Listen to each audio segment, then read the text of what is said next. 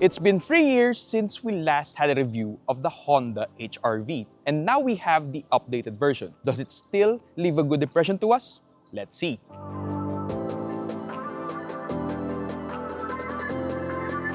Hey guys, Jamil here from AutoIndustriya.com, and what I have for you is the Honda HR-V for the 2025 model year.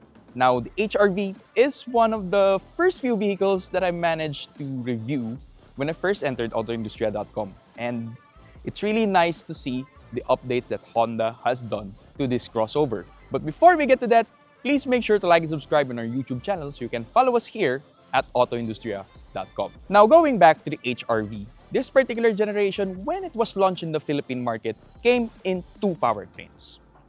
It had a 1.5-liter turbo and a 1.5-liter naturally aspirated unit. But for 2025 model year, that all changes as Honda has introduced the eHEV system for the Philippine market. So we'll get to review the eHEV version soon. But first, let's take a look at this mid-range variant called the V. And the biggest change lies under the hood. Now, the V variant of the Honda HR-V used to have a 1.5 VTEC Turbo under the hood. It's the same one that you would find with the Civic and the CR-V. But now, they've changed it.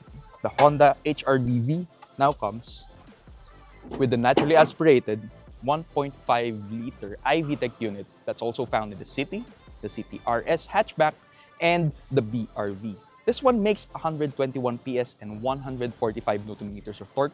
In its front-wheel drive, it's paired to a CVT. It makes much less power than what the V-Turbo used to have, but it's more of a balance, and it also comes with better fuel economy. Also, the price tag is much lower, but not by much, but we'll get to that later. Now, along with the engine change, HR-V in this V variant also comes with a slight facelift for the 2025 model year. You can find it here in front. No longer have that dotted grille that it used to have. You now have horizontal slots like the HR-VS from before. Down below, you no longer have the amp outline here. You only have a mesh pattern on this lower part of the grille. Nevertheless, it still looks good. It actually fits the HR-V vibe better. Now, right over here, we also have a new 18-inch wheel design. This is now similar to the RS eHEV. And of course, this color called the Premium Opal White Pearl that is really classy and fits the vibe of the HR-V. Over here, it's still pretty much the same. You have your repeaters, and you still have the lane watch camera right over here that's exclusive to the V and the RS eHEV variants. You have a low roof design carried over from this particular body design of the HR-V, as well as these door handles at the back that mimic, well, a 3-door sports coupe from Honda. Now, we also have 4-wheel disc brakes. It also has electronic parking brake and auto brake hold. And the ground clearance of the HR-V is higher than before because it now has a naturally aspirated engine. You no longer have the catalytic converter right over here. The result? Higher ground clearance at 196 millimeters. Now, the rear end of the HR-V is more or less the same, apart from a few changes. You can see right here, you no longer have dual exhaust because you're now having a 1.5-liter naturally aspirated engine instead of the VTEC Turbo unit. But the rest, more or less the same with these red lenses, these clear lenses down below, and of course, the HR-V badge that's right over there. Now, opening this one up, still very much the same cargo space that you could have even with the 2022 model year. You have the tonneau cover right here that's pretty flimsy, but it does a job of covering your stuff, keep it secure. And now the cargo length that you have right here is about 32 inches. This is 38 inches wide. And before you scuff the ceiling, you have about 33 inches of cargo height. Now, what's really good about the HR-V is that it still has the ULT seats. You wouldn't have it anywhere in its crossover class. Now, what does ULT stand for? That's utility, long, tall, and the relaxation seats that Honda has invented to maximize the cargo versatility of the Honda HR-V. Now, we fold down these seats and we can maximize cargo length to about 63 inches. But with the tall configuration of the ULT seats, you can have up to 46 inches of cargo height. That's pretty impressive, especially for a B-segment crossover.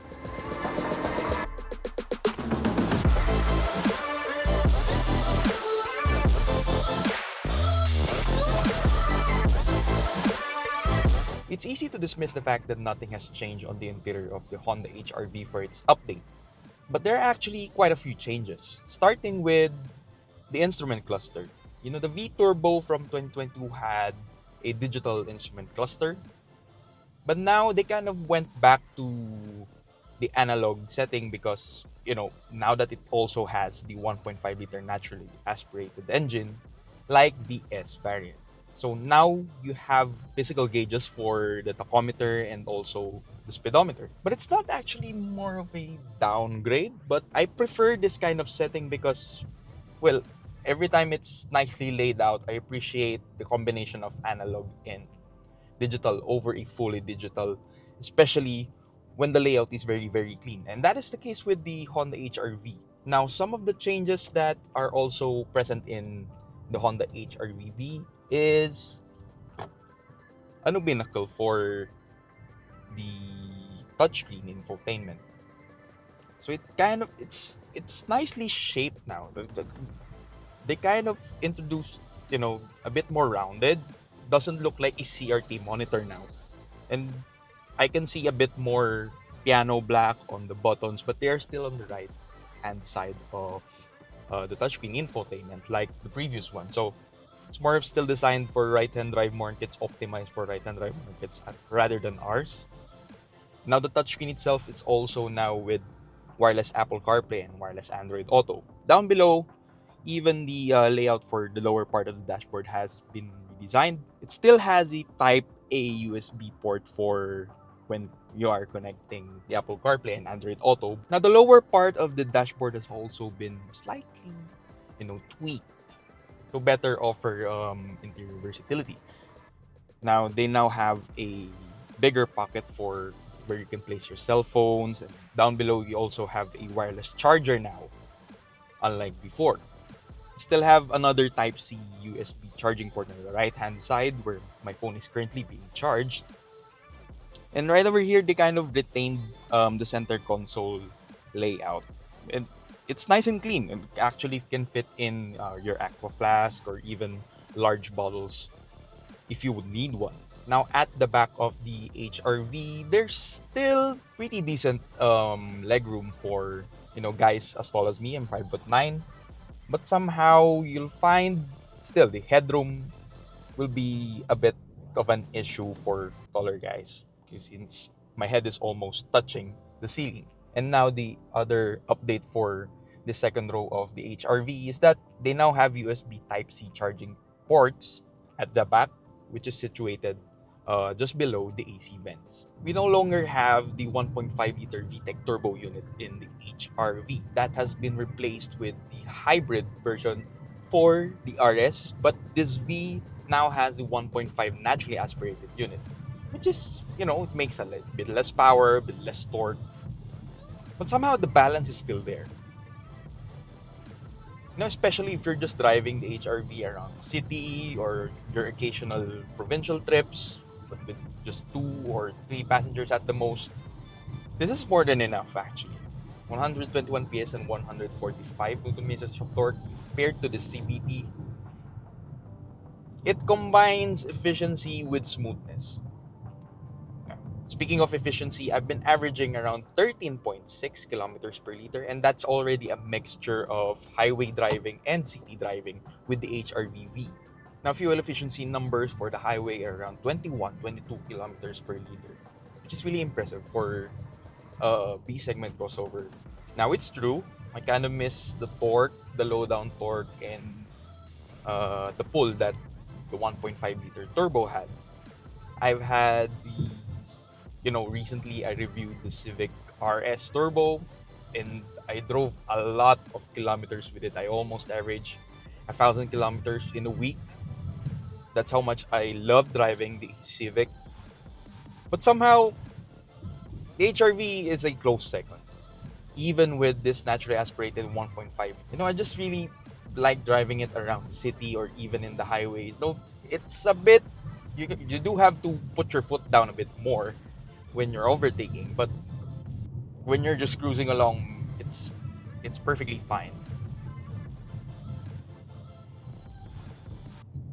And the reason why you'll always like driving the Honda HR-V is that it's really very mechanically refined. You know, you give that X amount of brake pressure, it's gonna give it to you. You give that X amount of throttle, you know, the engine is gonna respond. Even the X amount of steering, it's so precise.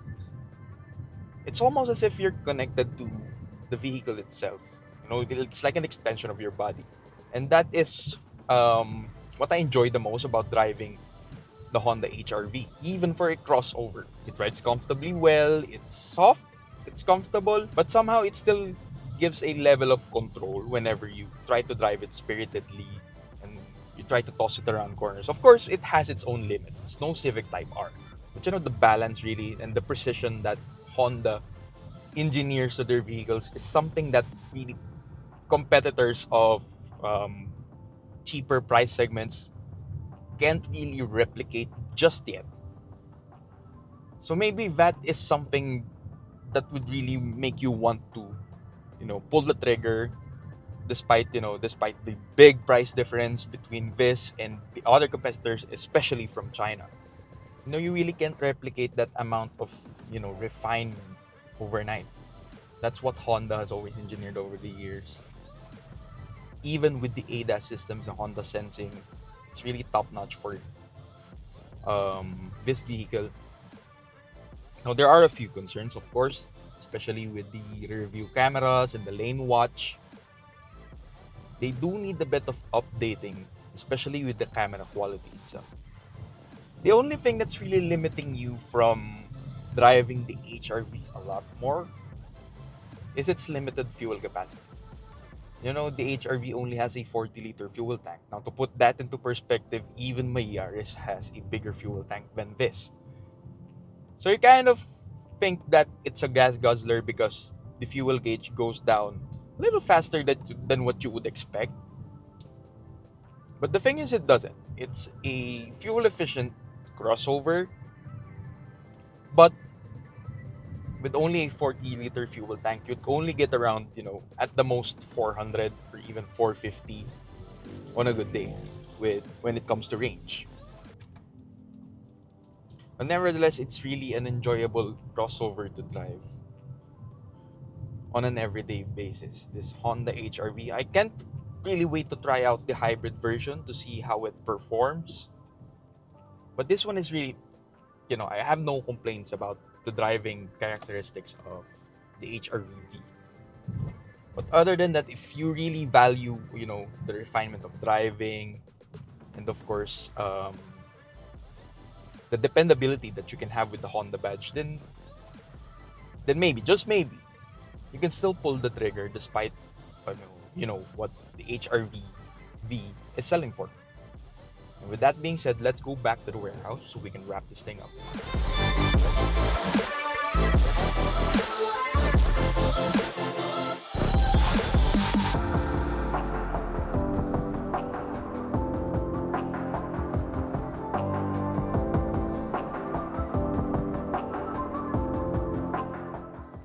At the end of the day, the Honda HR-V in this V variant isn't trying to be the fastest, or the fanciest, or the most tech-packed crossover in its class.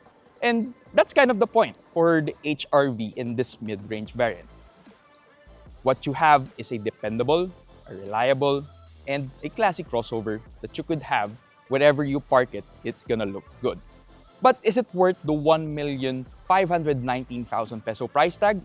Most people really say no, especially when you compare it spec by spec, especially to those crossovers coming from the Chinese or even with its other Japanese counterparts. But what you have here is the HR-V that's been proven, tested, the powertrain has been proven to be reliable over the years, and of course, you have that Honda prestige that you could have once you set or your purchase on this crossover. What do you think of the HR-V V? Let us know in the comment section down below, and don't forget to like and subscribe. This is Jamil of AutoIndustriya.com. Thank you for watching.